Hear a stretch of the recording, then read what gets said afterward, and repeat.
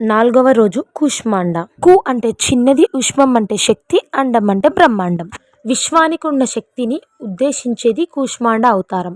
8 చేతులు ఉండడంతో అష్టభుజాదేవి అని అంటారు. ఈ అవతారం సృష్టి ఆవిర్భావానికి సంబంధించింది. సనాతన ధర్మానికి సంబంధించిన పురాణాలు చదివితే ఒక్కొక్క కల్పంలో సుప్రీం కాన్షియస్నెస్ వేరువేరు రూపాల్లో వ్యక్తం అవుతుంది. అలా ఒక రూపంలో శక్తిగా ఉద్భవిస్తుంది.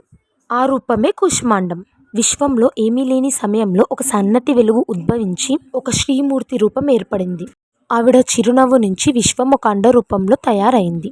అదే బ్రహ్మాండం. అప్పుడు ఆ బ్రహ్మాండంలోకి వెలుగు, జీవం ఈ రెండిటిని శక్తి ప్రవేశపెట్టింది. ఆ తరువాత భూమి, గ్రహాలు, సూర్యగ్రహాలు, నక్షత్రాలు సృష్టించింది. అప్పటి నుంచి కూష్మాండ అవతారంలో ఉన్న శక్తి సూర్యుడికి అందడంతో సూర్యుడికి జీవం పోసే తత్వం వచ్చింది. అప్పటి నుంచి కూష్మాండ అవతారంలో ఉన్న శక్తి అనాతన చక్రంలో ఉంటుంది.